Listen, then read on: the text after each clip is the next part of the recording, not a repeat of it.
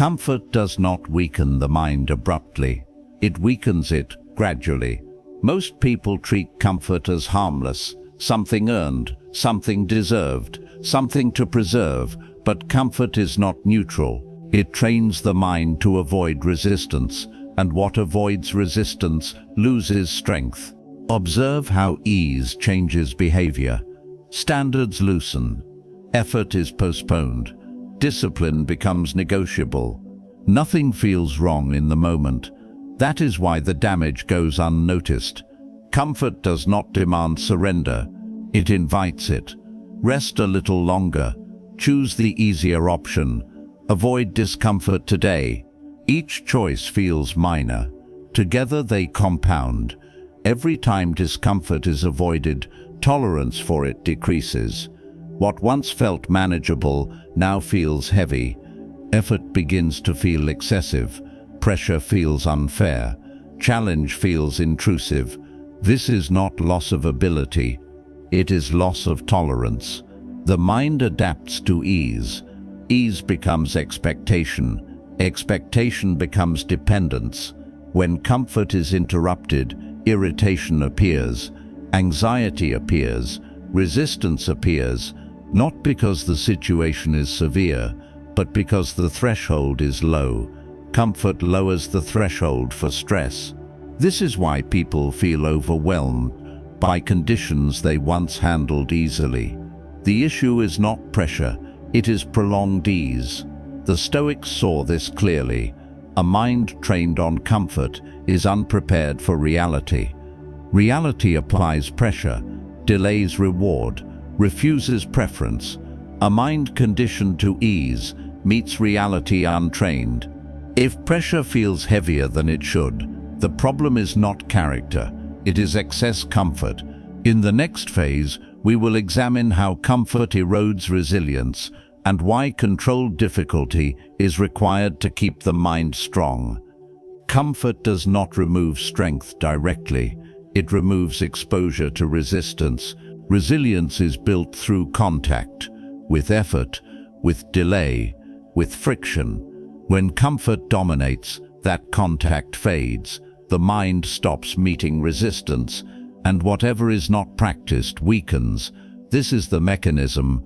Without resistance, tolerance contracts. With less tolerance, pressure feels heavier. When pressure feels heavier, judgment falters. Comfort establishes a false baseline. Ease becomes normal. Smooth becomes expected. Any disruption feels excessive. The mind begins to mislabel reality. Challenge feels like threat. Effort feels like punishment. Delay feels like failure. None of this reflects reality. It reflects conditioning. Comfort conditions avoidance. The more discomfort is avoided, the less capacity remains to endure it.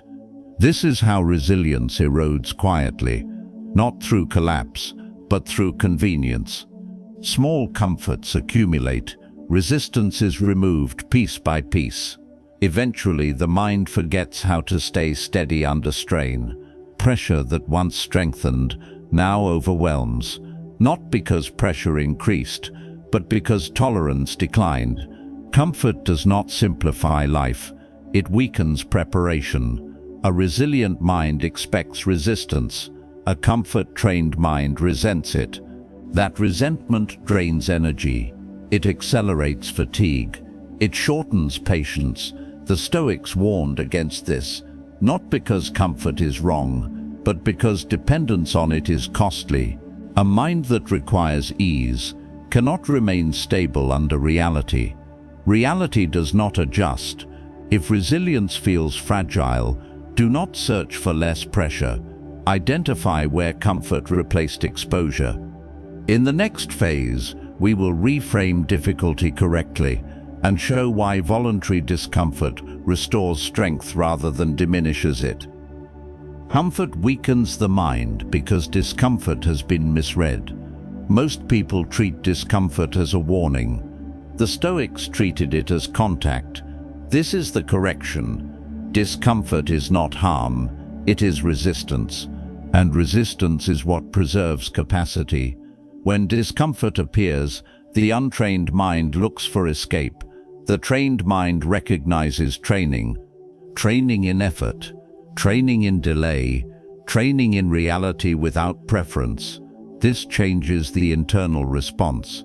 Instead of asking, "How do I remove this?" the mind asks, "Can I remain steady here?" That question restores command. Discomfort stops being an adversary.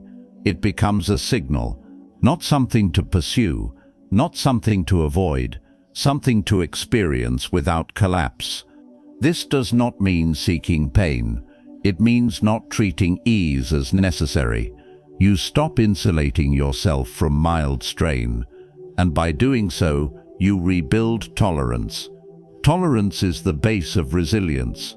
As tolerance increases, pressure loses threat, delay loses weight, effort loses drama. The mind stops interpreting resistance as something abnormal. This is how strength returns, not through aggression, through correct interpretation. When discomfort is understood this way, comfort loses authority, ease becomes optional, stability does not. In the next phase, we will apply this reframe in daily situations and show how controlled difficulty restores self-command under pressure. Reframing discomfort matters only when pressure appears. A task resists, a delay frustrates, an effort demands more than expected. This is where comfort-trained minds withdraw. Application begins with containment. When discomfort surfaces, do not soften it immediately. Do not escape it. Do not distract from it. Remain, not rigidly, steadily. Notice the impulse to relieve pressure. That impulse is learned. Do not follow it. Hold position. Allow the effort to continue. Allow the delay to exist. Allow the friction to remain. Nothing needs resolution yet. This is how tolerance returns. The body adapts. The mind recalibrates. The urge to flee weakens. What felt heavy moments ago becomes manageable, not because it changed, but because your threshold did. This is controlled difficulty. You are not pursuing hardship. You are refusing to treat ease as required. Each time you stay steady under mild strain, the mind updates its baseline. Pressure stops feeling abnormal. Resistance stops feeling personal. Self-command strengthens quietly. This is how comfort loses authority, not through punishment, through exposure. In the final phase, we will integrate this exposure into identity and close the loop between comfort, pressure, and durable self-control.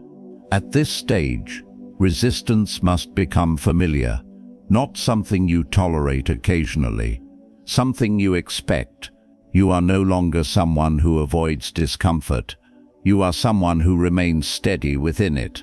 Comfort may appear, ease may be available, but neither determines your posture. Pressure no longer feels like intrusion. It feels like contact. This changes identity. You stop arranging life to protect sensitivity. You start operating from capacity. Because capacity grows only where resistance is present. A mind trained this way does not panic under strain. It does not rush relief. It does not collapse into reaction. It holds. That holding is self-control. This is why comfort weakens the mind, and why measured difficulty restores it. If this reframing corrected how you relate to ease and pressure, recognize that clarity. If this training strengthens your inner position, continue with it. In the next video, we will focus on self-control under pressure and show how restraint is maintained when conditions are hardest.